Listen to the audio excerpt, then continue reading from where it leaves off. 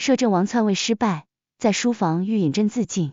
我立马搜刮宅里所有细软，准备跑路。突然听到腹中小奶团的声音：娘亲你糊涂啊，爹爹5月后就会重振势力，复命王朝登基为帝，到时候陪在他身边的雪姨娘就是皇后了。你生下我后被一剑砍死倒是痛快，我可是要寄人篱下，喊别人娘亲啊。我吓得扔掉珠宝匣，冲回书房。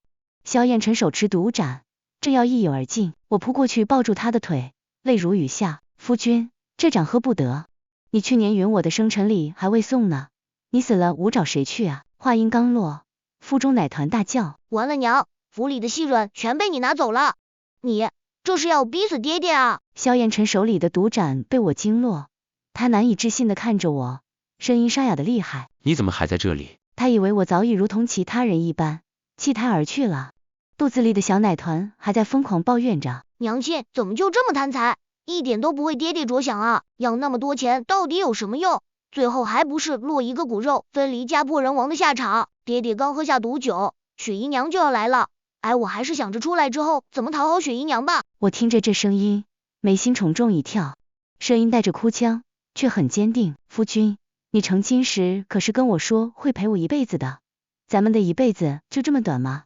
要是你不在，我也不苟活在这世上了，咱们一起下黄泉，做一对鬼鸳鸯。说着，我做事要去捡地上那被打翻的杯盏。别做傻事。萧燕晨猛地挥开我的手，将残盏扫到一旁，他紧紧抱住我，将脸埋在我颈间，声音很闷：我已经完了，人人都说我是叛臣逆贼，可你不一样，青青，你该有更好的归宿。他的声音渐渐低下去，忽然，他像是下了什么决心一般，松开我，匆匆道：等我一下。就翻身出了院子。我怔怔站在原地，颈间衣料上隐约的诗意让我心头一颤。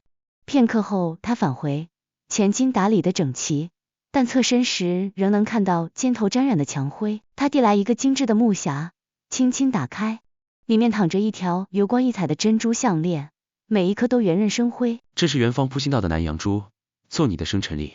在你珠宝匣最下层还有些玉佩扳指，日后你若遇到难处，可把那些当了换些银钱。我心间一疼，元芳铺是京城最负盛名的首饰铺子，隶属于皇家，向来护卫森严。往日我们要取什么不过是一句话的事，可如今他谋逆失败，天下皆知，王府被围得铁桶一般。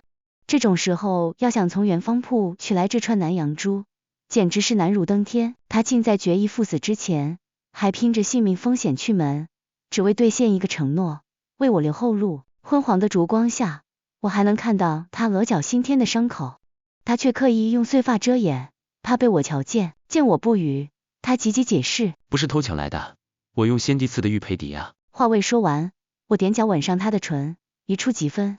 我望着他震惊的双眸，语气坚决：我不在乎，你落魄了也好，是叛臣也罢，以后我养你，我护着你。他眸中情绪翻涌，渐渐红了眼眶。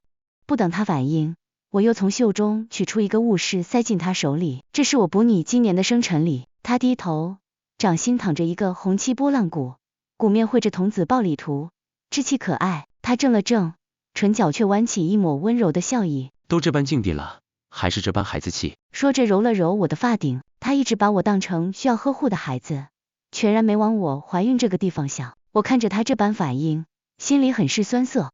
我用府里仅剩的能换些实在米粮的银钱，买了这个眼下谁都用不上的小孩子玩具，他却什么都没有说，没有怪我败家，没有怨我不懂事，只是默默取过拨浪鼓，折下窗外老梅树的枝条，就着烛火仔细地开始编织一个小藤盒。修长的手指灵活翻飞，神情专注。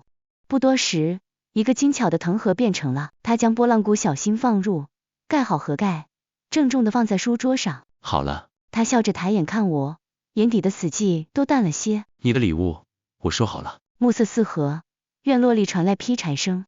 他曾是金枝玉叶的摄政王，批阅奏章的手如今握着劈柴的斧头，竟也慢慢熟练起来。萧燕晨自从兵败后就被萧爵圈禁在破败王府，不给饭吃不给水喝，府外有重兵看守，处境艰难。可为了让我能过得舒服，他日日负面出门打擂，赚取微薄银钱。无论多晚，身上带着多么浓重的疲惫与伤痛，他到家的第一件事总是灶上生火。我最近因为怀孕腰酸背痛，每天都不舒服。他每天做完饭后还要给我按摩，但他毫无怨言。今日他身上又添了新的伤痕，手上除却与人搏斗留下的青紫，更有深浅不一的刀口，是学切菜做饭时留下的印记。可他一进门，先是将我细细打量了一遍，仿佛在确认我是否安好，随即又默不作声地走到角落的火盆边，添了几块新炭，又仔细拨弄了几下，让那暖意更盛些。饿不饿？他这才开口，声音疲惫，却异常温柔。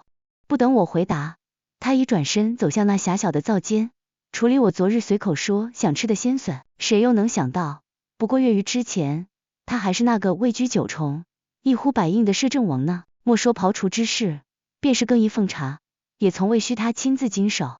此时，我因为腰酸稍稍一动，他就快步走了过来，不轻不重地揉按起我的腰，手法竟比从前府中最好的推拿婆子都要精准熨帖。别赶我走，我趁机拽住他衣袖，我不怕吃苦。他沉默片刻，喉结滚动。这屋子夜里漏风，你总是冻得睡不安稳。你最爱吃的烤鸭，我也只能买到别人挑剩下的，味道不对，你只看一眼就皱了眉，连你惯用的那种香，如今我都寻不到了。他垂着眼，声音闷得让人心口发涩。青青，你本该活得比现在金贵千百倍。若按常理，谋逆重臣倒台，身边人早该散尽了。可他对我的好，我全部看在眼里。昔日再如何权势滔天，他却从不许我沾手半分阴暗。再忙也会记得我畏寒，总提前叫人将地笼烧暖。就算被御林军围捕那日，他第一反应仍是吩咐最信任的侍卫将我带走。我忽然伸手扯住他的衣襟，将他拉近，轻轻吻在他唇角伤处。他身上熟悉的气息让我安心。肚子里的小团子又叫起来，真是羞死人了！娘亲怎么这么大胆？爹爹也太丢脸了，好歹还是一个权倾朝野的摄政王，居然被娘亲一亲就红了脸。我说过我会一辈子跟着你的。我抵着他的额，声音清却坚决，你活着，我就活着，你要是寻死，我也即刻下去陪你。他的眼眶骤然泛红，有泪珠要滚出眼眶，他几乎是慌乱的起身。鲜笋再不处理就坏了。望着他落荒而逃的背影，我轻轻弯起唇角。原来无论他是权倾朝野的摄政王，还是如今已于市井的落魄人，在我面前，他始终都是那个会为我一句喜欢就奔波半座城，也会因我一个亲吻就红了耳根的萧燕尘。我知道，他所有的狠力从来都只对着外人，而所有的温柔与软肋都只给了我。小奶团也啧啧感叹着，要是爹爹和娘亲能一直这么恩爱就好了，我要是能在他们身边长大，肯定很幸福。可惜啊，娘亲之后还是会被一股神秘力量操控着跑路，爹爹还是会对娘亲逐渐死心，雪姨娘还是会成为我名义上的娘，真是可惜啊。神秘力量，虽然我这人一直不信鬼神，但最近发生的事情一直都很诡异。要是真的有神秘力量，那就说得通了。我就说为什么那天我就跟鬼上身了一样，非要收拾细软跑路，而向来骄傲不信命的萧燕尘会那么轻易的就萌生服毒自尽的心思。既然知道后面的走向，那事情就好办多了。那天我正在小憩，腹中的小奶团又不淡定了。娘亲现在居然还在睡觉，马上就要被人挖墙脚了呀！就是这个时间点，爹爹在回家路上被人揭掉覆灭，被太子带人团团围住，还是雪姨娘如仙女一般悄然出现救了他，两人一见钟情。娘亲啊娘亲，纵使爹爹再爱你，也会由于雪姨娘独特的气场慢慢爱上他的，到时候咱们只有骨肉分离了呀！我顿时睡意全无，随手抓起一只磨得锋利的银钗藏在袖中，换上最厚重的花盆底鞋，扶着有些显怀的肚子便匆匆出了门，拐进那条萧燕尘每日必经的昏暗巷子。果然看见他被一群人团团围住，太子一身锦袍，倨傲地站在中央，脚下踩着的正是萧燕尘用来遮掩面容的覆面。这不是我们尊贵的摄政王殿下吗？太子语带讥讽，用鞋尖捻了捻地上的覆面，如今竟要遮遮掩掩，干这些下贱活计糊口了。萧燕尘沉默地站着，脊背挺得笔直，唯有紧握的双拳泄露了他的屈辱。听说你最近在码头搬货，太子身旁的随从哄笑着插话，磕一个头也赏你几个铜板买馒头，如何？太子轻笑一声，目光轻蔑地扫过萧燕尘破旧的衣衫。你要是肯跪下来学狗叫，姑或许可以考虑赏你一顿饱饭。这时，一个随从突然从他怀中抢出一个小巧的胭脂盒，殿下您看，这穷鬼还藏着这个。萧燕成猛地抬头，眼中第一次出现慌乱。还给我。那正是他攒了1个月的工钱才买到的我从前最爱的胭脂。哎呦，咱们尊贵的摄政王，饭都吃不饱还买这个做什么？该不会是家里那个美娇娘快跟人跑了吧？另一人立刻接话，我倒是听说那楚氏还死心塌地跟着呢，真是瞎了眼，如今这残破身子还能满足他不成？话音未落，萧燕成猛地抬头，眼中骤现杀意，但他尚未动作，太子已一脚狠狠踹在他腹部。还敢瞪眼？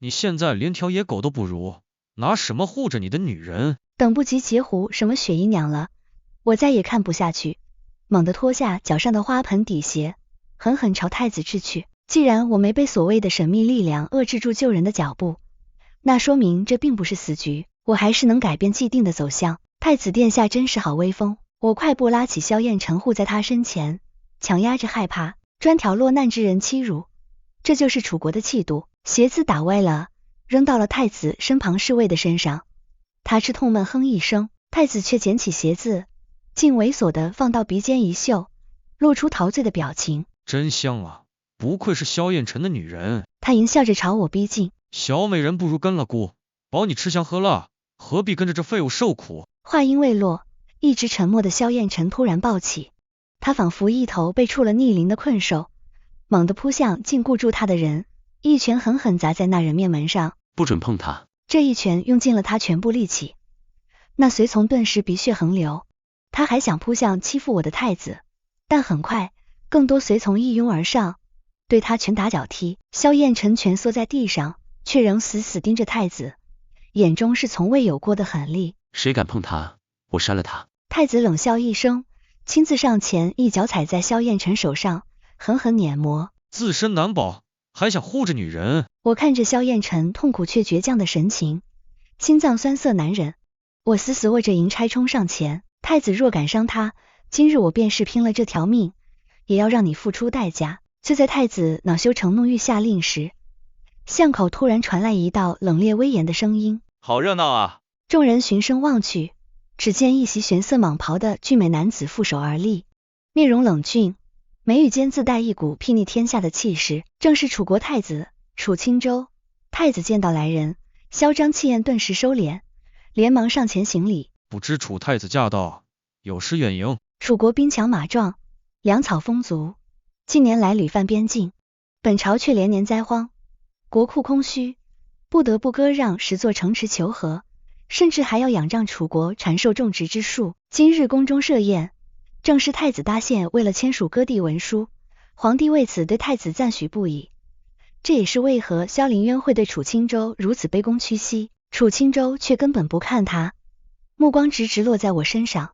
在场众人见状，纷纷露出暧昧的神色，显然误会了我们的关系。小奶团瞬间燃起来了。天呐天呐，真的是楚国太子！一想到他以后会成为史上第一强国的掌权者，就很激动。是我的错觉吗？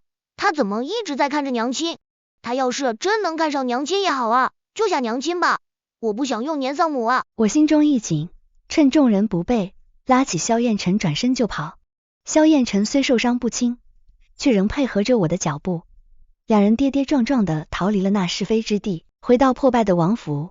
萧燕成什么都没问，他只是紧紧抱着我，将脸埋在我颈间，温热的唇轻轻贴在我的发顶。我心里乱作一团，那些未说出口的秘密像石头一样压在心头。我出去透透气。我轻轻推开他，萧燕成的手臂微微一僵，声音有些发紧。要我陪你吗？不用，我很快就回。说着我转身就要走，却听见萧燕成在身后轻声问：那你还回吗？我很奇怪的回头，当然回啊，我就是出去透透气。我走得很快，没有注意到萧燕成眼中一闪而过的痛楚和不安。刚走出巷口，就被一队楚国侍卫围住。楚青州从阴影中走出，神色复杂的看着我。皇妹，你就这么不愿见皇兄？我咬唇不语，心中却是一片混乱。原来他早就认出我了，方才在巷中那般注视，分明就是在确认我的身份。母后当年自作主张想把你许配给丞相之子，是怕你后来被送去和亲啊。嫁给丞相之子，起码还在国内，我们都能照看着。楚青州轻叹：你随我回去吧，这里配不上你。母后这些年一直在学你，她后悔当年逼你嫁人，这才让你离家出走。我还未开口，腹中的小奶团就尖叫起来。皇兄，皇妹，娘亲居然是楚国公主，怎么从来都没听她提起过？天呐，那我是不是可以梦一个娘亲打败雪姨娘，打败神秘力量，跟我和爹爹一辈子在一起了？我皱了皱眉，我可以走，但不是现在。我那安胎药的药方还在家里，为孩儿打的写了我和萧燕晨名字的平安锁还未取来，最重要的还是萧燕晨，我还没跟他坦白呢，怎么可能留他一个人？但皇兄却直接挥手让侍卫把我带走。我正奋力挣扎，隐约听见远处传来一个熟悉的声音，还在喊着我名字，是萧燕晨。他拖着病体追出来了，可下一刻就听见一阵拳打脚踢的声音，夹杂狞笑。哟，这不是摄政王吗？昔日你害得我那么惨，怎么落得这般田地了？腹中的小奶团急得大叫。完了完了，爹爹被仇家堵住了，难道最终还是逃不过神秘力量吗？天呐，爹爹找了我们那么久，要是知道我们就在前面不远处，他该多伤心啊！小奶团的声音带上了哭腔。爹爹怎么没动静了？是在等雪姨娘救他，还是已经了？别吓我啊！我的心猛地揪紧，拼命挣扎着想要回头看去。楚钦州见状，冷声吩咐：还不快带公主上车！等得！我拔出簪子对准了自己脖子。皇兄，让我再看一眼萧燕晨。我猛地将发簪往颈间又递进半分，血珠瞬间沁出。皇兄，若不让陈妹确认她安危，今日便只能抬着陈妹的尸首回楚国了。楚钦州脸色骤变，终是咬牙挥手：掉头，快！马车疾驰回巷口，只见萧燕晨倒在血泊中，胸口插着一支羽箭，气息奄奄。那几个仇家早已不见踪影。萧燕晨，我扑过去，手忙脚乱的想按住那不断涌出鲜血的伤口，眼泪模糊了视线，腹中小奶团哭得撕心裂肺。爹爹，爹爹你不要死，娘亲快救救爹爹！我怀孕了萧燕晨，当初你说过，要是我们有了孩儿，你一定要教他骑马射箭，教他读书明理的。我哽咽着，握住他冰凉的手贴在小腹上，孩子不能没有爹。萧燕晨，你听见没有？我不准你死。或许是感受到了孩子的存在，萧燕晨的手指机不可查的动了一下，涣散的眼神艰难的聚焦在我脸上，嘴唇翕动，却发不出声音。太医，快传太医！楚荆州厉声喝道，复杂的目光在我和萧燕晨之间流转，终是叹了口气。就近找间干净的屋子。萧燕晨被紧急安置在一处僻静的院落，太医诊治后连连摇头，箭伤及肺，失血过多，能否熬过今夜，全看造化。我守在床边，寸步不离，一遍遍在他耳边说着话，说着我们的过往，说着孩子的将来。小奶团已在腹中不停的爹爹爹爹的叫着，仿佛这样就能将他从鬼门关唤回。天快亮时，萧燕晨的高烧终于退了，呼吸虽然微弱，却平稳了许多。小奶团的心声带着劫后余生的疲惫和欣喜，爹爹好像熬过来了，真好，娘亲，爹爹不会死了。我悬着的心终于落下了，疲惫和困意袭来，伏在床边昏沉睡去。不知过了多久，我被一阵嘈杂声惊醒，楼外传来江雪急切的声音：听闻王爷遇刺，我作为郡主心中实在不安，特奉太子殿下之命前来探视。为了王爷安危着想，须得搜查一番，以免还有逆党隐匿，再生事端。太子的声音也夹杂其中。不错，逆灾猖獗，姑这也是为了确保安全，杜绝后患。萧燕晨此处难保没有藏着些与逆党往来的凭证。我心里一沉，他们分明是借探视之名行搜查之实。江雪素来心地不坏，这次恐怕也是被太子巧言蒙蔽，真正目的恐怕还是想找到那些莫须有的罪证。但我绝不信萧燕晨会反叛。我挡在门前，王爷重伤未醒，太医嘱咐需绝对静养，实在不宜见客。再者，此处一应物品简单，并无常物，更无不妥之物，不劳太子殿下和雪姨娘费心搜查。雪姨娘看着我，似乎有些犹豫，但仍坚持道：王妃这是何苦？太子殿下也是一片好意，确保安全无虞，王爷也能安心养伤不是。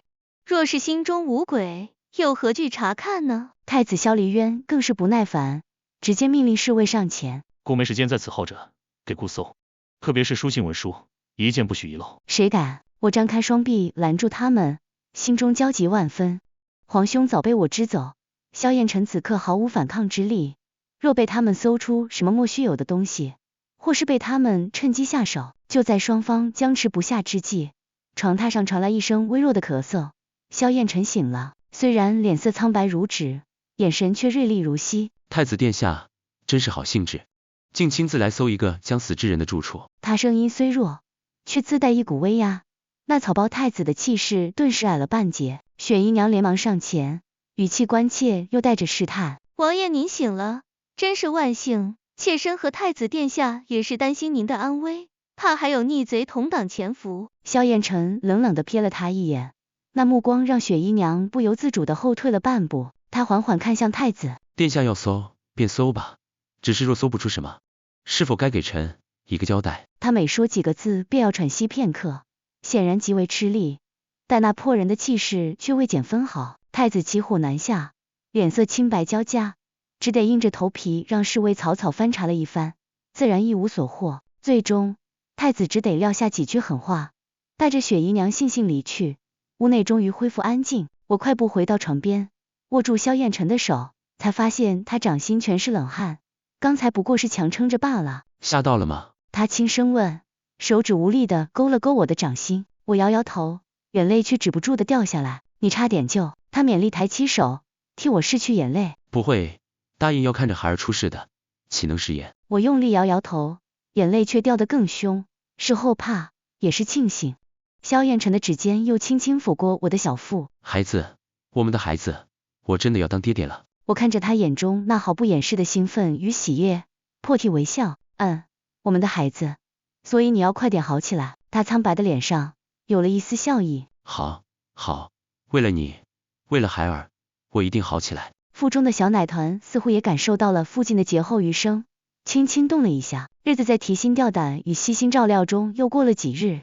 萧燕尘的伤势稍见起色，已能坐起身，但王府的困境却愈发艰难。太子虽未再明目张胆前来搜查，暗地里的刁难却从未停止。药材、米粮的供给时断时续，手头愈发拮据。这日，我正在为银钱发愁，腹中小奶团忽然嘀咕起来：“娘亲，那个草包太子又来了，还带着好几个跟班，看样子又是来找茬的。咦，他腰间那块盘龙玉佩看起来好值钱的样子，要是能弄过来，够爹爹买好多不要了。娘亲快想想办法，气死他，让他偷鸡不成蚀把米。”我心中一动，抬眼望去，果然见太子萧凌渊带着几个侍从，大摇大摆地闯进了院子，脸上带着不怀好意的笑容。太子斜睨着榻上的萧燕尘，语气轻佻：“哟，还没死呢，看来阎王爷也不肯收你这反贼啊。”萧燕尘面色沉静，并未动怒，只是淡淡地看着他。我深吸一口气，压下心头厌恶。太子殿下今日怎么得空来了？可是宫中又有何旨意？太子冷哼一声，目光却粘在了无院中石桌上那枚小巧的玉貔貅上。萧燕尘昔日随手把玩的小物件，玉质尚可，雕工到精。小奶团立刻在我心里尖叫：“娘亲，快！他看上了，这草包就爱附庸风雅。”我心下了然，故意侧身一挡，语气慌张：“殿下恕罪，这陋室实在没什么能入您眼的。”我越遮掩，太子疑心越重，一把推开我，抓起玉貔貅细看。这是什么？不过妾身把玩的小东西，不入流的。太子却冷笑道：“行之古怪，怕是逆党信物，故要带回查验。”小奶团哇哇大叫：“呸！明明想要还找借口，娘亲坑他！”我抬头，泪眼汪汪：“殿下明鉴，这是祖传的招财之物，妾身还指望他保佑家宅。”我特意咬中了祖传和招财。太子一听招财，眼睛发亮，又拉不下面子，硬邦邦道：“姑不白拿，你说多少银两？”我怯生生伸出我根手指：“50两白银。”我摇头：“500两黄金。”500两。太子跳脚：“还黄金，你怎么不去抢？”我泫然欲泣：“殿下若嫌贵，便还与妾身罢。只是这貔貅认主，强行离身，恐损主家运势。”我信口胡诌。太子脸色青白交错，最终咬牙：“罢了，姑就当赏你的。周管事，给银票。”他攥着那价值不过100两的玩意儿，像得了什么宝贝似的走了。小奶团乐不可支，蠢死了，娘亲真厉害。可这横财并未让萧燕尘心情好一些。夜深时，他握着我的手，眼底是深不见底的疲惫与绝望。青青，他嗓音沙哑。你看，这像不像无形的命运，一次次将我逼入绝境？太子、仇家、暗杀，我或许真的在劫难逃。他指尖轻颤地抚上我的小腹，满是眷恋与痛楚。走吧，带着孩子去找你的家人，你们该有平安顺遂的一生。他的话像钝刀割肉，我知道，他不是厌弃我，而是被那无所不在的神秘力量压垮了，怕他的存在只会带给我们毁灭。小奶团也安静下来，我看着眼前这个脆弱的男人，没有半分犹豫，俯身轻轻吻住他的唇，堵住所有言语。青青，他咬声开口，像终于卸下千斤重担。那么你从头至尾都是太子萧凌渊的曲。他闭眼，再睁开时，眼底只剩冰冷的恨。他忌惮我功高震主，怕父皇废城立幼，便精心设计，构陷我私藏龙袍，勾结边将。那些铁证，全是他处心积虑的伪造。可笑，我自诩聪明，却一步步落入他的构中，连累部下惨死，自身生命尽毁。若非此次重伤，我安插在东宫最后的一枚暗棋冒死传来密信，我恐怕至死都还蒙在鼓里，以为自己败于时运不济。我震惊地看着他，原来如此，那压得他喘不过气，甚至一度欲求死的重负，竟是来自这般卑鄙的陷害。小奶团也在腹中气愤地踢淌。坏蛋，大坏蛋，原来爹爹是被冤枉的。萧燕晨，我凝视着他的眼睛，一字一句清晰无比。你听好了，你的仇就是我的仇，你的债我来帮你讨。你想找他算账，好，我陪你一起去算。你想揭开真相，好，我帮你一起掀翻这阴谋。你想夺回属于你的一切，好，那皇位本该就属于你这种有能力的人，而不是那个只会陷害忠良的草包。我的声音不高，却很坚定，仿佛不是在说一件惊天动地的事情，而是在陈述一个必将实现的未来。我拉着他的手，再次附上我的小腹。我们在哪里，哪里就是你的归处。别想用钱打发我们走，这辈子你休想甩开我们母子。萧燕晨彻底怔住了，他看着我，仿佛第一次真正认识我，眼中的震惊、担忧、恐惧，最终都被那汹涌澎湃的深刻爱意所取代。他猛地将我拥入怀中，力道大的像是要将我揉入他的骨血之中。他知道，他再也无法推开我了。从此，刀山火海，复仇之路，我们将共同面对。而那笔他原本用于给我们铺后路的银钱，此刻似乎也有了新的、更重要的用途，作为我们向太子讨还血债的第一笔军饷。萧燕晨的怀抱温暖而坚定，仿佛要将所有的不安与动荡都隔绝在外。良久，他才缓缓松开我，眼底翻涌着复杂的情愫。青青，他声音依旧沙哑，却多了几分力量。你说的对，此仇必报，此债必偿，但这条路……他目光扫过这破败的院落，掠过窗外隐约可见的监视身影。仅凭你我二人，恐难撼动盘根错节的东宫势力，我们需要从长计议，需要外力。他沉吟片刻，我尚有几位旧部散落江湖或边关，或许我们可以去一个更安全也更强大的地方，借力打力。我轻声打断他，是时候了。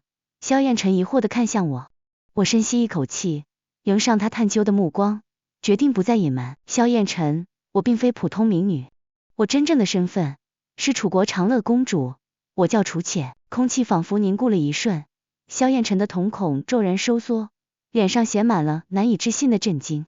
楚国公主，那个国力强盛，兵精粮足，令周边诸国皆忌惮三分的楚国。是，我点头，握紧了他的手。当年母后不愿我成为政治联姻的筹码，暗中送我离开皇宫，让我以普通官家女子的身份生活，阴差阳错，才嫁以你为妻。我所有事情和真相全盘告知。